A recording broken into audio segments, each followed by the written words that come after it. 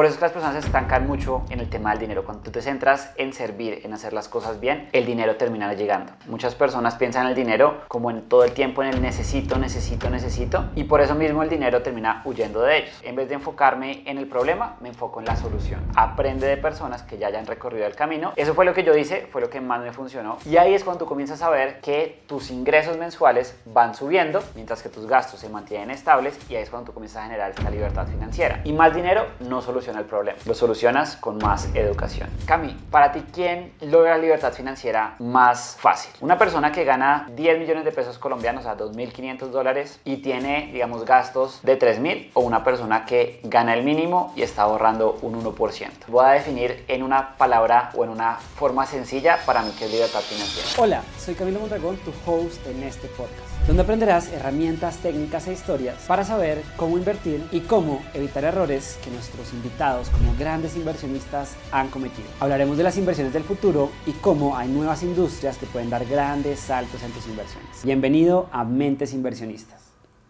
En el video de hoy vamos a estar hablando sobre la libertad financiera, cómo alcanzarla, qué es los mitos que hay alrededor de la libertad financiera y cómo de verdad nosotros podemos lograr nuestros objetivos si tenemos un plan, una meta específica, y vamos a ver cómo llegar a ella. Bien, Cami, lo primero incondicional es preguntarte, ¿qué es el dinero para ti? Bueno, para mí el dinero es energía. Yo creo que el dinero es lo que uno recibe a cambio de hacer las cosas bien. El dinero al final es un pago que le dan a las personas por un trabajo, en este caso, o por aportar valor. Si tú no te centras en aportar valor, en generar algo, digamos, bueno para la sociedad, por eso es que las personas se estancan mucho en el tema del dinero. Cuando tú te centras en servir, en hacer las cosas bien, el dinero termina llegando. Para mí el dinero es como esa fuente de energía en el que si tú das demasiado, vas a recibir demasiado. Y también es una conversación con el tema de la abundancia. Muchas personas piensan en el dinero como en todo el tiempo en el necesito, y por eso mismo el dinero termina huyendo de ellos, porque tienen como una mala concepción en cuanto a cómo conseguirlo. O sea, para ti de alguna manera el dinero está relacionado con ese valor que yo mismo le doy a las cosas, como de si logro hacer algo, ese valor va a llegar a mí. Exacto, para mí es exactamente eso. O sea, es como si yo logro crear algo, vender algo, ofrecer un servicio, cambiar mi tiempo, aportar, digamos, a alguien o algo, a cambio de eso, pues me van a retribuir con dinero. Por eso es que yo también pienso que es completamente ilimitado, porque tú puedes buscar la forma en cómo servir, digamos, y multiplicarse, por así decirlo, y asimismo pues vas a recibir ese dinero en contraprestación. Y si yo soy alguien que está buscando ese valor, ¿qué cosas debería tener en cuanto a mejorar y en realidad enfocarme a lograr un mejor valor de mi vida? Claro, como entrar al mercado y ganar más. Pues mira, primero es ver que el dinero es un medio más no el fin en sí mismo, ¿sí? Entonces uno siempre tiene que ver como cuál es el propósito, qué es lo que uno quiere lograr. Entonces, ejemplo, yo, claro, todo el mundo dice quiero más dinero, pero ¿para qué quieres más dinero? ¿Quieres de pronto tener un techo? ¿Quieres de pronto ayudar a tu familia? ¿Quieres de pronto hacer un viaje? ¿Quieres tener un carro? Entonces, ¿quieres de pronto seguir educándote? Entonces ahí es cuando uno tiene que ver como listo, ¿qué es lo que te motiva a ti a levantarte todos los días y a salir a trabajar? Porque si uno todos los días se levanta a trabajar solo por dinero, la vida se queda como vacía. Entonces hay que ver que uno de verdad esté contento en lo que está haciendo, que uno de verdad sienta que está aportando, que uno sienta que está creciendo. Sí, precisamente te lo preguntaba porque a veces se habla mucho en cuanto a mentalidad de que la pobreza económica es más mental que en cuanto a lo que en realidad puedes llegar a conseguir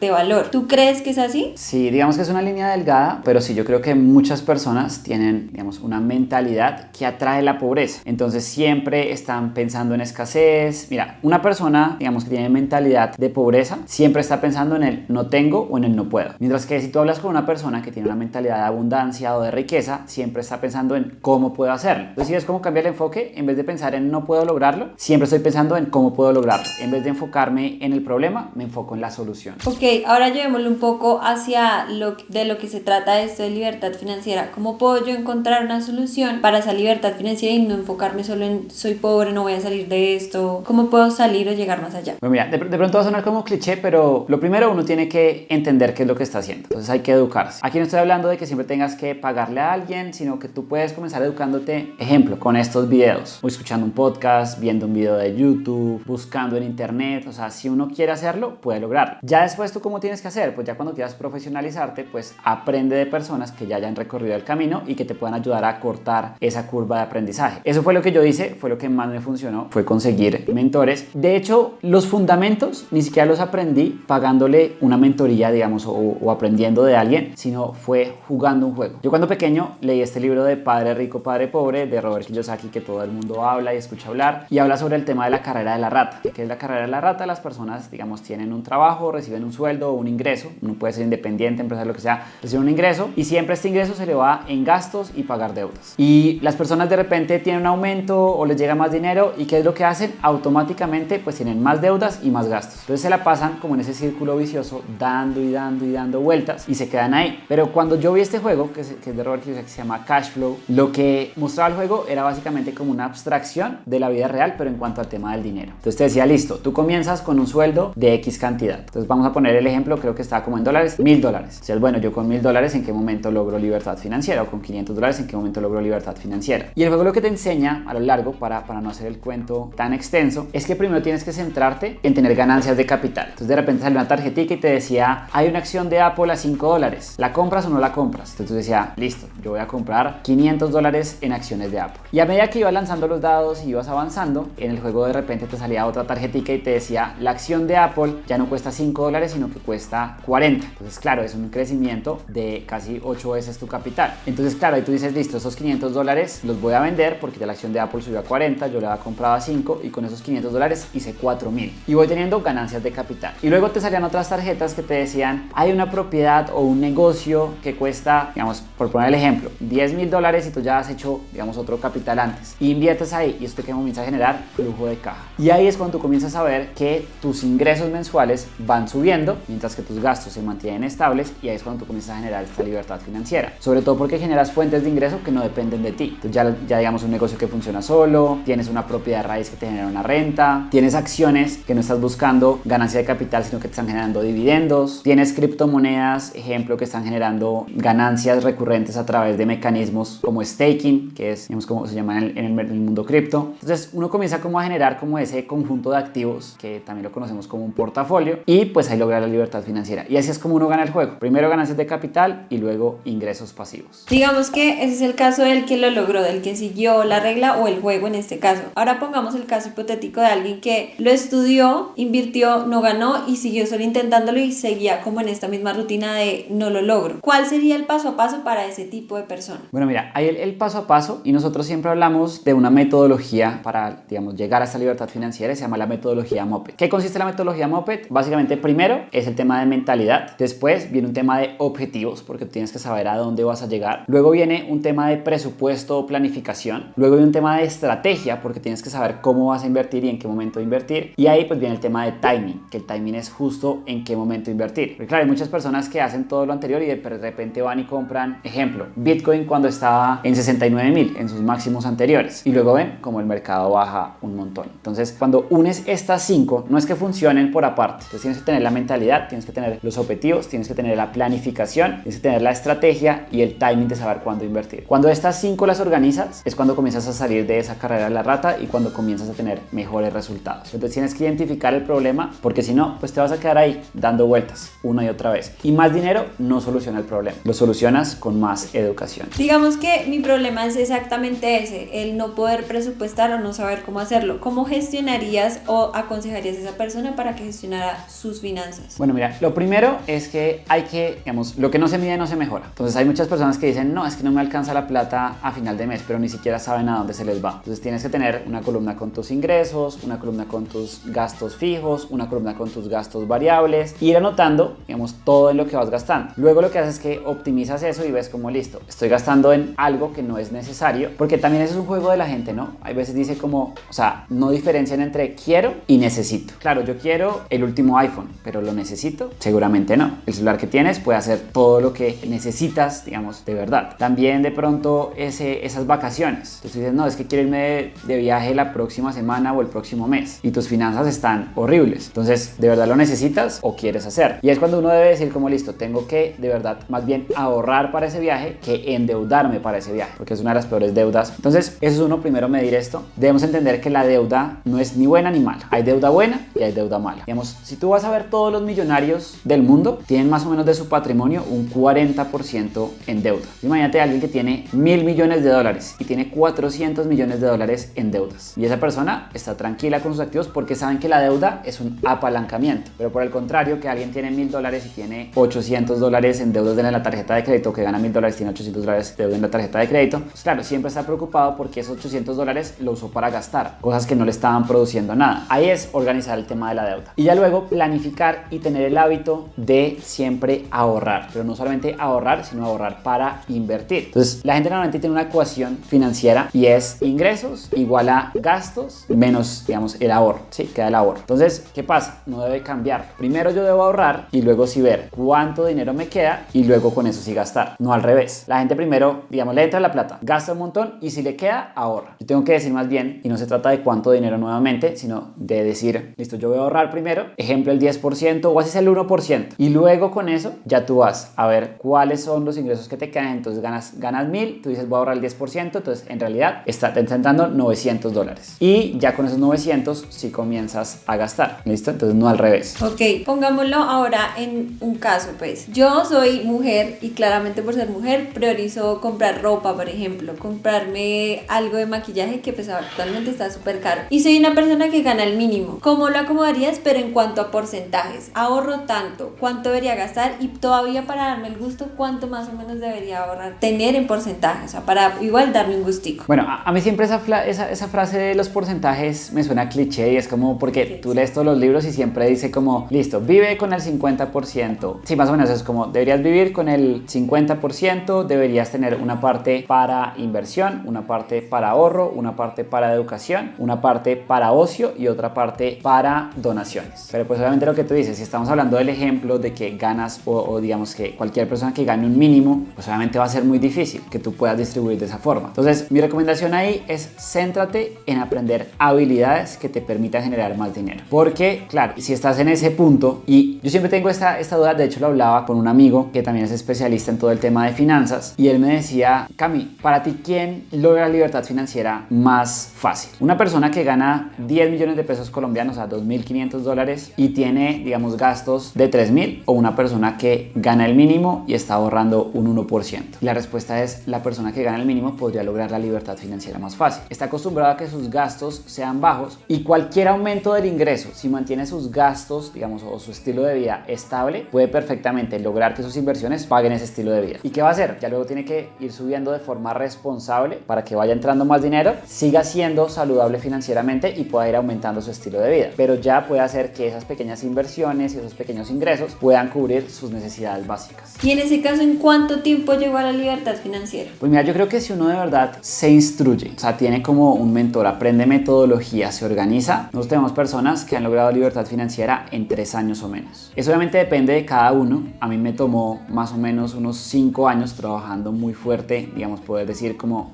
listo, ya no me tengo que centrar como, bueno, yo también en un seminario una vez que estuve de libertad financiera, el mentor decía, para ustedes, ¿qué es libertad financiera? Y bueno, todo el mundo decía, no, poder, digamos, recibir ingresos pasivos más de lo que gasto, no sé qué. Y él decía, miren, yo les voy a definir en una palabra o en una forma sencilla para mí qué es libertad financiera. Es llegar, sentarme en un restaurante y no tener que ver el lado derecho de la carta. Es decir, poder pedir lo que yo quiera sin tener que fijar en el precio. Porque hay veces algunos que llegan y dicen, llego al restaurante y hoy ¿qué vas a comer? Pollo. Pues porque el pollo generalmente es lo más barato, ¿no? Entonces ahí es cuando uno va y dice como, bueno, libertad financiera, yo puedo llegar a un restaurante y pedir lo que más quiero, lo que más me antoja, sin tener que mirar el lado derecho de la carta. Y ya obviamente eso es, digamos, como más coloquial, pero pues hay definiciones mucho más extensas, pero es poder llegar a tener esa tranquilidad de que no dependas del dinero y que el dinero esté trabajando para ti. Ok, entonces, ¿cómo debería ser entonces ese cambio, hablándolo desde la mentalidad, para poder llegar a la libertad financiera? Mira, el cambio de mentalidad es que de verdad uno tiene que ser consciente de que uno no tiene que lograrlos todos solo, de que es mucho más probable que logres los resultados si te juntas con personas que están en ese mismo camino. Tienes que entender que no es cuestión de cuánto dinero, sino es cuestión de un hábito. Entonces, ¿qué haces? Ahorra el 1, el 2, el 3% y ese dinero comienza a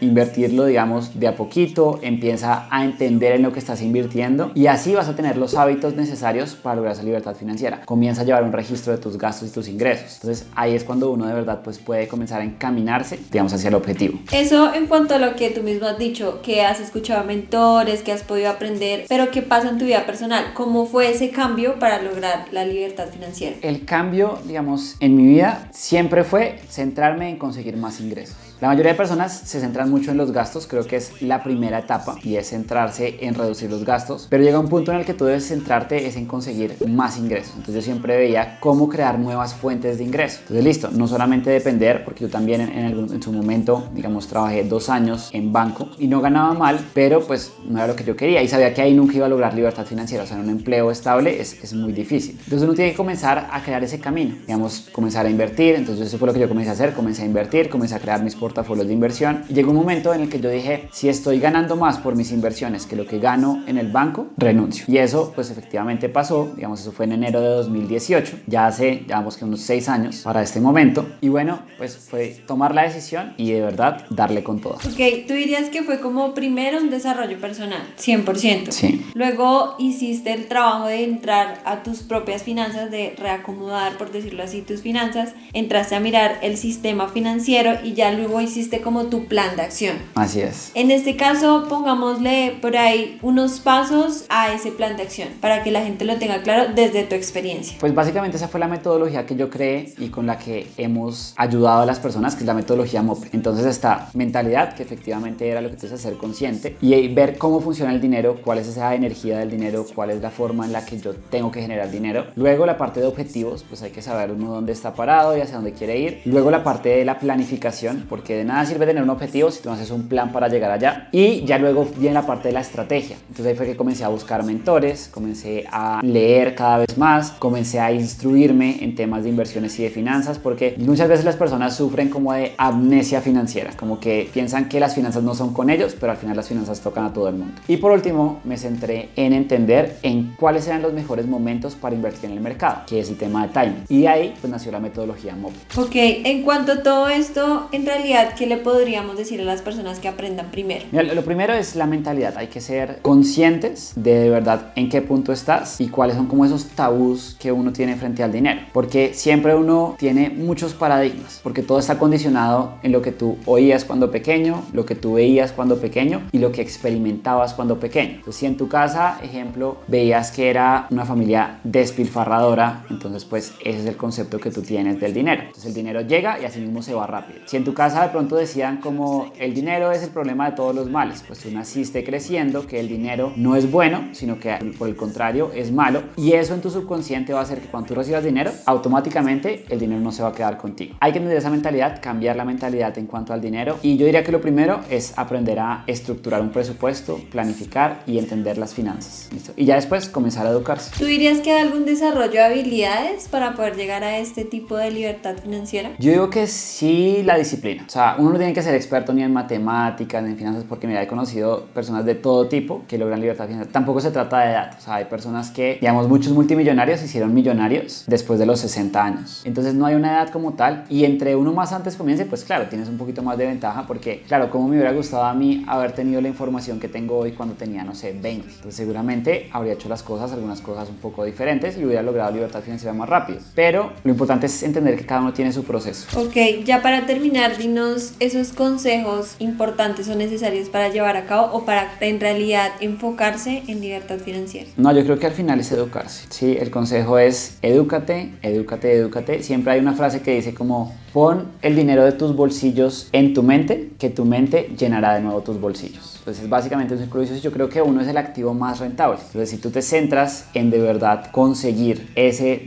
conocimiento que te permita generar dinero, el conocimiento nunca se te va a ir. Entonces eso es lo único que se multiplica también con el tiempo. Ya después con ese conocimiento pues ya tu dinero se va a multiplicar, pero no al revés. Las personas siempre quieren comenzar primero a invertir, luego se dan cuenta que es fácil perder dinero, luego se dan cuenta que es fácil que de pronto caigan en alguna estafa, y luego sí dicen, bueno, ahora sí voy a educar. Ahora uno puede hacerlo al revés, primero educarse y luego sí comenzar a invertir. Claro que no es solo como ir a la universidad, tomar un libro, sacar notas, sino más de entregarse a ello, ¿cierto? Sí, exacto. Sí, no, y la universidad nunca te enseña sobre finanzas, la universidad no te enseña sobre inversiones. Yo estudié finanzas en la universidad y no me enseñaron a invertir. Me enseñaban cómo hacer las cosas de un sistema tradicional, y a uno generalmente lo educan para ser empleado. Claro, una que otra materia que uno tomaba, alguna que otra electiva que te daba nociones, yo tomé, digamos, relacionadas con mercados financieros, pero la mayoría de conocimientos que tengo ahorita los he aprendido por fuera del sistema educativo tradicional. Y también eso es algo que está cogiendo mucha fuerza, y es que ya las personas están siendo conscientes de que no necesitan una universidad específicamente para lograr, digamos, un conocimiento o para lograr un resultado, sino que es mucho más fácil yo buscar un programa, un curso, lo que sea puntual sobre lo que quiero aprender, y ahí sí ya tener el conocimiento y lograr resultados mucho más rápido y acelerados. Y bueno, Caro, muchas gracias por este espacio, espero que les haya gustado y nos vemos en un próximo episodio. Recuerden, si nos están escuchando en Spotify, Apple Podcast, recuerden darle 5 estrellitas, recomendarnos. Si están a través de YouTube, pues también activen las notificaciones, suscríbanse y denle like a este video y nos vemos en un próximo episodio.